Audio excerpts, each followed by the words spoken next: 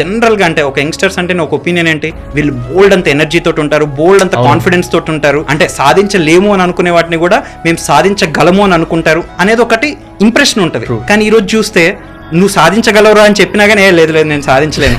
ఎలా తయారైపోయారంటే అంత పెద్దది మన వల్ల ఏమవుతుంది, ఎలాన్ మస్క్ ని అందరూ చూసి అబ్బా గొప్ప అనుకుంటాం, కానీ నువ్వు కూడా ఒక ఎలాన్ మస్క్ అవుదాం అనుకుంటున్నావా అంటే వాళ్ళకి ఎవరికి కూడా ఈరోజు ఏంటంటే నేను సాధించగలను అనే నమ్మకమే లేదు.